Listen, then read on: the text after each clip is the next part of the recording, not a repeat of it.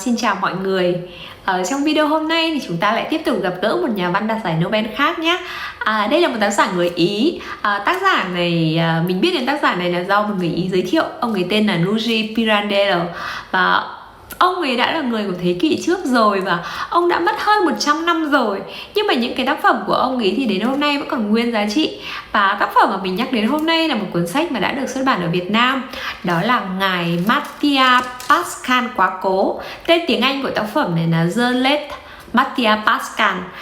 Đây là tác phẩm được xuất bản từ năm 1904 và nó thường được xem là một trong những cái nền móng của văn học hiện đại châu Âu.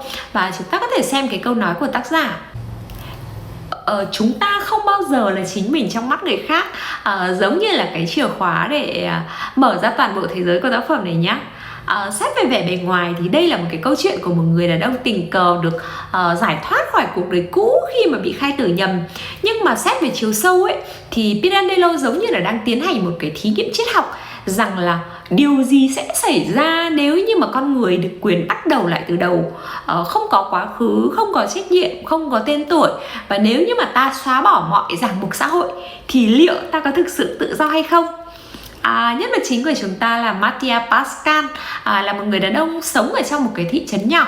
Ở cái thị trấn đấy thì mọi người đều biết rõ hết về nhau. Và cái cuộc sống của nhân vật này bị bóp nghẹt giữa những cái mâu thuẫn gia đình này, một cái cuộc hôn nhân không có tình yêu và cả cái sự bế tắc về kinh tế nữa.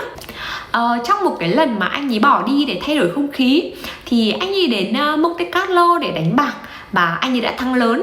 Nhưng mà trên đường trở về ấy, thì anh ấy lại đọc được tin rằng là chính mình đã chết rồi, là có một cái xác vô danh được nhận diện nhầm thành Mattia Pascal. Và thế là về mặt pháp lý thì người đàn ông này đã biến mất hoàn toàn khỏi thế giới.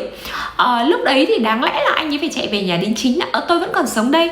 Nhưng mà Mattia lại quyết định khác. Anh ấy quyết định là sẽ nắm lấy cái cơ hội ấy và anh ấy đổi tên thành Adriano Meis. Anh ấy đi đến Rome và anh ấy bắt đầu một cuộc sống mới một cách rất là tự do, ẩn danh và không ai biết quá khứ của anh. Đó là một trong những cái khởi đầu tiểu thuyết ấn tượng nhất của thế kỷ 20. Bởi vì nó không cần phải có phép màu, cũng không cần phải có tội ác, mà nó chỉ cần một cái sai sót nhỏ của xã hội thôi là đủ để làm cho một con người chết đi mặc dù người đó vẫn còn sống. Thời gian đầu thì cuộc sống mới đấy khiến cho Mattia vô cùng phấn khích, bởi vì là anh ấy không còn phải đối diện với lại bà mẹ vợ độc đoán, không còn có bổn phận của chồng của con, không còn bị quấy rối bởi bọn chủ nợ nữa. Anh ấy muốn đi đâu thì đi, nói điều gì thì nói, và thậm chí anh ấy còn tự sáng tạo lại quá khứ của mình nữa cơ. Nhưng mà rồi thì anh ấy phát hiện ra được một điều nghịch lý là khi mà một người không có tên ý, thì họ cũng không thể sống được. Không có giấy tờ, không có căn cước, không có nguồn gốc thì cũng không thể mua nhà, không thể mở tài khoản ngân hàng, không thể kết hôn, và thậm chí là khi mà cứu người cũng không muốn được tuyên dương, không dám để được tuyên dương, hay là khi mà gặp cái chuyện gì cũng không thể báo cảnh sát được.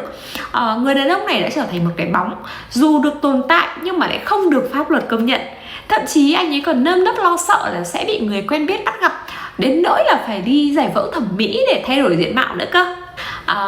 Tác giả Pirandello đã tinh tế để biến tự do thành một cái nhà tù vô hình, và không có ai giam giữ Mattia của chúng ta cả. Nhưng mà mọi cái quy tắc xã hội này vốn tưởng chừng như là vô hình ấy, thì nó lại trở thành cái hàng rào thép ngăn cách anh với lại phần còn lại của thế giới. Và đến đây thì tiểu thuyết nó không còn là cái chuyện trốn chạy nữa, mà là bản phân tích về mối quan hệ giữa danh tính và sự tồn tại. Pirandello luôn luôn bị ám ảnh bởi cái ý niệm rằng là mỗi người trong chúng ta đều sống trong vô số vai diễn. Chúng ta là con, là vợ, là chồng, là nhân viên hoặc là sếp, hay là cha, là mẹ. Và mỗi cái vai trò ấy thì đều có một cái lớp mặt nạ riêng. Và nếu như mà gỡ hết đi thì chưa chắc đã còn lại điều gì để gọi là cái tôi thật sự. Giống như là Young Hee trong cái tác phẩm Người ăn chay của Han Kang mà mình đã từng review ấy, khi mà cô từ chối cái vai trò mà xã hội áp đặt cho mình thì cô cũng không còn được coi là con người nữa. Thì nhân vật của chúng ta là Mattia Pascal cũng đã thử xóa sạch mọi cái vai trò của mình để trở thành một người khác, để trở thành một người mà không còn bị ràng buộc. Nhưng mà khi mà không còn ai nhận anh, khi mà không còn ai nhìn nhận anh trong cái vai trò nào thì anh lại trở nên trống rỗng. Không còn ai biết được anh là ai, nhưng mà thậm chí đến chính anh cũng không biết mình là ai nữa. Và thế là trong cái nỗ lực tự định nghĩa bản thân thì anh lại đánh mất đi toàn bộ ý nghĩa của sự tồn tại. Ở đây thì Pirandello đã đi trước thời đại. Cái khái niệm mặt nạ mà ông đề cập đến ấy, sau này nó đã trở thành nền tảng cho chủ nghĩa hiện sinh và cả tâm lý học hiện đại nữa. Khi mà chúng ta đọc lại cái tác phẩm này thì chúng ta sẽ thấy rõ sự gần gũi của ông với lại Kafka hay là Camus, và con người đối diện với thế giới không phải là như một anh hùng mà là như một cá nhân lạc hướng trong mê cung của chính mình vậy. Và chúng ta có thể thấy rằng là Mattia Pascal là một người bị khủng hoảng bản ngã, tức là cái identity crisis ấy. Theo Erik Erikson, là người đã đặt nền móng cho khái niệm này, thì là một trong những cái nhu cầu cốt lõi của con người là duy trì cảm giác nhất quán về cái tôi xuyên suốt thời gian. Và nhân vật của chúng ta là Mattia Pascal đã đánh mất chính điều đó. Khi mà anh chết đi trên giấy tờ thì anh cũng đã mất đi cái tính liên tục của bản ngã. Không còn lịch sử, không còn căn cước, không còn mối liên hệ xã hội nào xác nhận cái sự tồn tại của mình nữa. Và đây chính là cái identity discontinuity, tức là cái trạng thái mà con người cảm thấy không còn kết nối được giữa con người hôm qua và con người hôm nay ấy. Chúng ta có thể thấy rằng là Pirandello đã đi trước thời đại khi mà tác phẩm này của ông đã viết trước cả cái khái niệm khủng hoảng bản ngã tận 50 năm. Tức là cái cuốn sách này xuất bản vào năm 1904, nhưng mà đến tận năm 1950 thì cái khái niệm khủng hoảng bản ngã này mới được Erik Erikson trình bày. Và điều thú vị là nhân vật Mattia của chúng ta không chỉ chịu đựng cái sự gián đoạn ấy mà còn chủ động chọn nó. Nghĩa là anh đã tự đẩy mình vào khủng hoảng, bởi vì anh tin rằng là nếu như mình xóa bỏ quá khứ thì sẽ mang lại tự do. Và đó là một cái ảo tưởng rất là gần với mô hình tâm lý hiện sinh, đúng không? Là con người tưởng rằng là tự do chỉ đến khi mà chúng ta thoát khỏi mọi ràng buộc. Và trong khi thật ra thì chính những cái ràng buộc ấy mới là cái khung để giúp ta nhận ra được chính mình là ai. Trong một cái video nào đó mình đã nói rằng là theo phân tâm học thì cái tôi hình thành qua cái nhìn của người khác. Và khi Mattia đã trở thành người mới là Adriano Meis, đã cắt đứt hoàn toàn cái ánh nhìn đó, thì anh đã không còn điểm tựa để cái duy trì cái hình ảnh của bản thân nữa. Không có người khác thì cái tôi cũng tan rã. Pirandello đã cực kỳ tinh tế ở chỗ là ông không cần mô tả cái rối loạn tâm thần để cho thấy cái sự tan rã này, mà ông chỉ để cho nhân vật sống lâu trong cái cảnh vô danh thôi. Khi mà Mattia không thể định nghĩa bản thân bằng tên gọi, bằng nghề nghiệp hay là bằng mối quan hệ, thì anh bị rơi vào cái trạng thái là lo âu hiện sinh.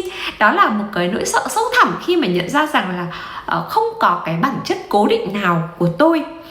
Một trong những cái ý tưởng sâu sắc nhất của cuốn tiểu thuyết này là cách mà nó cho thấy sức mạnh của xã hội trong cái việc định nghĩa hiện thực ấy.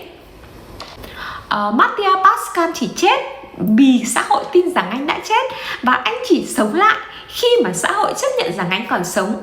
Giữa hai cái trạng thái đó thì anh tồn tại trong khoảng trống. Đó là một cái thứ chân không của nhân thân ấy.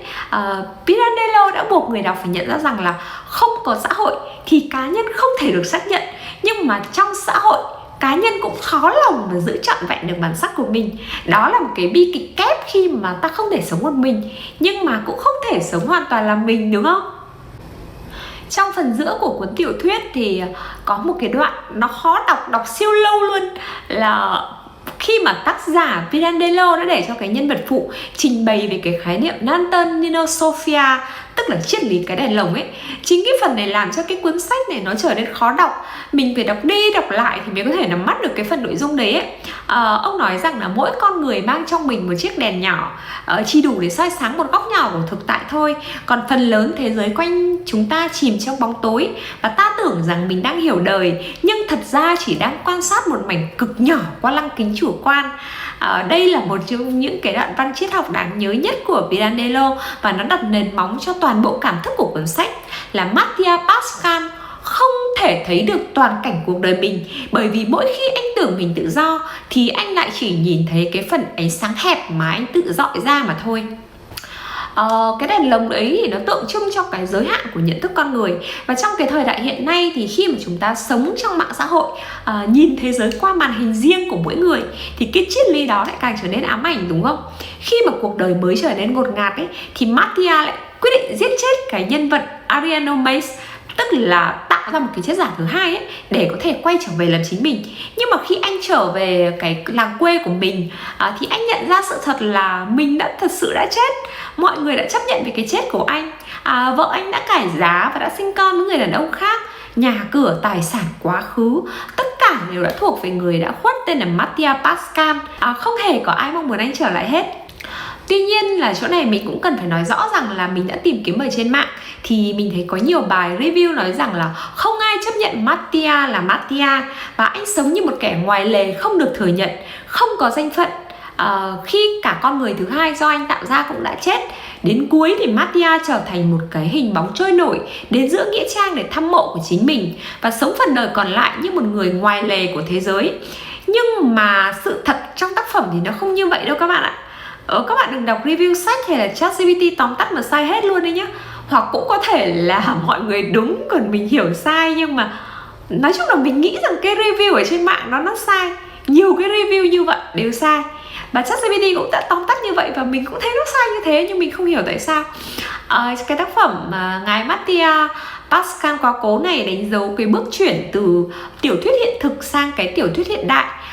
Nhiều nhà nghiên cứu thường gọi đây là tiểu thuyết của cái nhìn kép, là nhân vật vừa hành động vừa quan sát chính mình hành động. Và đó cũng chính là cấu trúc tư duy của con người hiện đại, khi mà luôn luôn tự soi này, tự nghi ngờ và không bao giờ chắc chắn về cái tôi thật.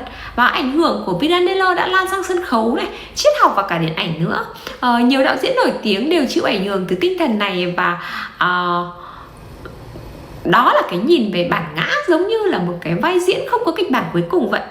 Và hơn một thế kỷ trôi qua rồi, câu hỏi của Pirandello vẫn còn nguyên sức nặng là trong thời đại số, chúng ta tạo ra nhiều phiên bản của bản thân, từ hồ sơ mạng xã hội này đến những cái nhân dạng công việc này, hay là nhân dạng tình cảm. Từ mỗi cái tài khoản, mỗi hình ảnh là một cái mặt nạ, mà đôi khi thì ta không còn chắc mặt nạ nào là khuôn mặt thật nữa. Và Mattia Pascal nếu sống ở thời nay thì có khi là chỉ cần xóa một cái tài khoản cũ rồi lập một cái tài khoản mới, đổi avatar và tên người dùng thôi, đúng không? Nhưng mà câu hỏi vẫn vậy, là liệu Adriano Mays, kỹ thuật số ấy, liệu có thực sự là một con người hay không? Hay chỉ là sự tiếp diễn của cái trống rỗng mà Pirandello đã từng miêu tả? Đó là lý do vì sao mà cái tác phẩm ngài Mattia Pascal quá cố này nó không hề cũ, mà nó chỉ thay đổi hình thức của nỗi cô đơn thôi. Pirandello đã viết ra một cái tiểu thuyết mà mỗi chương đều có thể được đọc giống như là một cái tiểu luận triết học, nhưng mà nó vẫn giàu cảm xúc, đời thường và thậm chí còn có chút châm biếm nữa. Câu chuyện kể về một người chết nhầm đã trở thành ẩn dụ cho toàn bộ thế kỷ 20, thế kỷ của mất mát bản sắc của con người, vừa tỉnh táo vừa lạc hướng trong thế giới do chính mình tạo ra. Pirandello đã không kết luận rằng là tự do là ảo tưởng. Ông chỉ cho thấy rằng là tự do không thể tồn tại nếu như ta không có một bản ngã để mang theo. Đó là bi kịch của con người hiện đại, và cũng là lý do khiến cho cuốn tiểu thuyết này vẫn còn vang vọng đến hôm nay. Cảm ơn các bạn đã xem video.